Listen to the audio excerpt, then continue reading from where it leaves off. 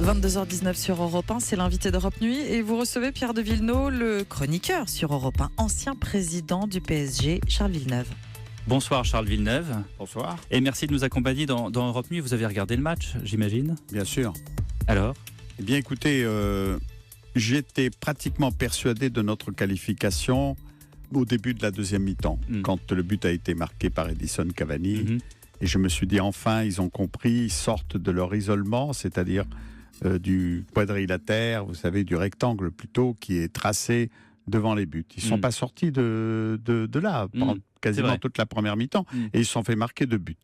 Et ils sortent, ils marquent. Et donc je me dis, ça y est, ils ont compris qu'il fallait évidemment respirer, ils étaient en train d'étouffer, de s'anesthésier, ils étaient rentrés dans une torpeur absolument invraisemblable. Et puis, petit à petit, vers la 60e, 65e minute, je me suis rendu compte que le capitaine, qui pour moi est l'un des grands responsables de ce massacre, de cette défaite, de ce naufrage, Thiago Silva, le Brésilien, qu'on appelle le monstre, par ses qualités absolument phénoménales, mais les qualités contre Guingamp, contre Lorient, dans le championnat de France, ça va très bien, mais à ce niveau-là, contre le Barça, on a l'une des plus grandes équipes du monde. C'est à lui, évidemment, de sonner la révolte, de faire remonter ses joueurs sur le plan tactique pour ne pas être massé comme il l'était entre 5 mètres de son but jusqu'à 15 mètres. Eh bien, pas du tout. Et là, j'ai compris que l'émotion, parce qu'un grand match de ce type, c'est d'abord toujours, il ne faut jamais oublier l'émotion que peut ressentir chacun des joueurs. C'est-à-dire le trac. Le trac, bien sûr.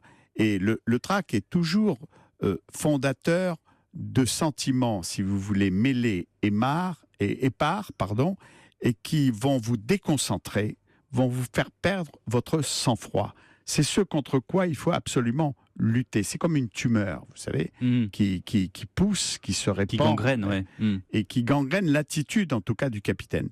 Et quand j'ai vu que cette émotion que nous connaissons chez ce joueur, puisqu'il était en larmes au moment des hymnes nationaux en 2014 devant son public au Brésil, capitaine de l'équipe nationale brésilienne, et qui cède à l'émotion, je me suis dit qu'il était dans le même état. Et qu'à partir de là, nous allions souffrir.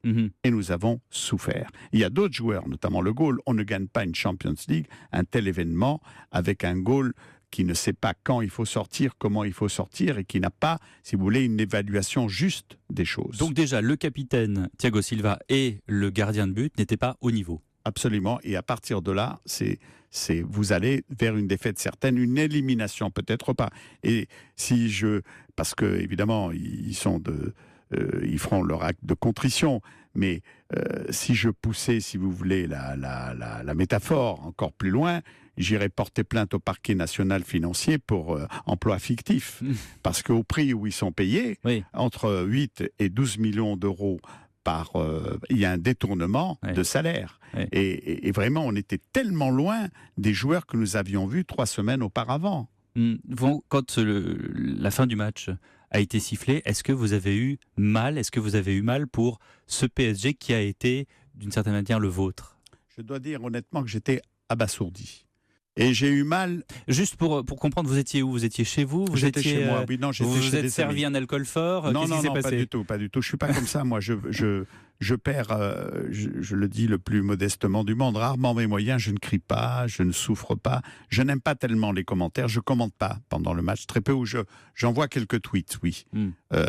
Ça, vous gardez la tête froide? Oui, je garde assez la tête froide et je n'aime pas me mêler, si vous voulez, des sentiments divers qui animent non seulement les commentateurs qui très souvent sont assez loin des exigences de la gestion d'un club. Oui.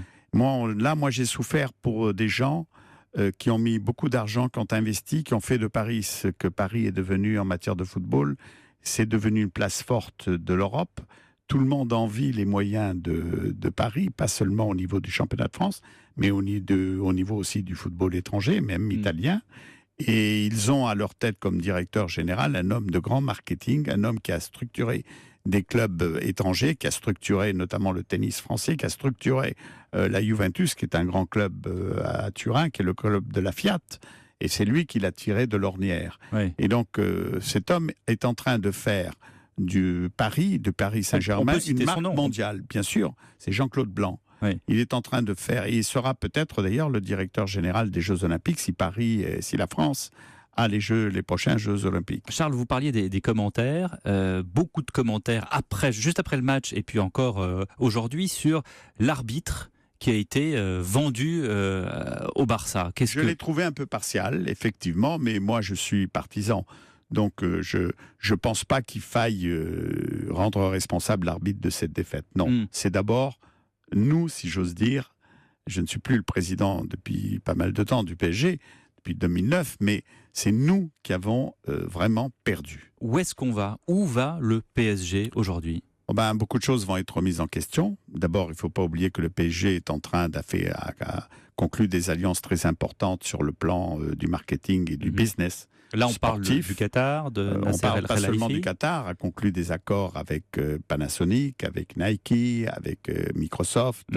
Le PSG est rentré dans une start-up qui est très importante et qui lui procure à peu près 8 millions de supporters dans le monde sur le plan international. Le PSG est en train de devenir un véritable club international de football, une place forte du business du football. Vous savez, il y a beaucoup d'argent qui de plus en plus s'investit dans le sport et notamment dans le football, puisque ne serait-ce que les droits de télévision, par exemple la première ligue anglaise, se montent à plus de 3 milliards de livres. Et du coup, ça prend un peu comme le CAC 40 qui monte et qui descend, avec toutes les conséquences qui s'ensuivent ? S'il y avait une bourse, il est bien évident que que l'action du PSG, aujourd'hui, ce matin, aurait chuté lourdement. Et qu'est-ce que ça a comme conséquence directe ? Ça a une conséquence sur le plan des affaires, sur le plan de l'image du club, parce qu'il est bien évident que c'est sans précédent historiquement, statistiquement, quand on a gagné le match aller 4-0, on ne peut pas être éliminé. On l'a été. Donc historiquement, évidemment, ça va lui coller à la peau, cette affaire. Et puis pour les affaires, c'est pas très bon. Pour les affaires au niveau de l'argent, évidemment, du marketing, de l'image. Et même les supporters. Certains ont dit, je ne vais pas renouveler ma cotisation. Oui, non, mais ça, c'est la déception instantanée. Après, ça vient parce qu'il est vraisemblable qu'on va changer de recrutement, de méthode de joueurs. Il faut passer un stade. Unai Emery, c'est fini ? Écoutez, pour moi, le plus responsable, je sais que beaucoup en font le numéro 1 des responsables, c'est pas moi, parce que les joueurs, d'abord sur le terrain, c'est eux. Et d'ailleurs, je l'ai vu s'agiter en permanence le long parce que il est un peu désarticulé. Il a dû perdre 3 ou 4 kilos.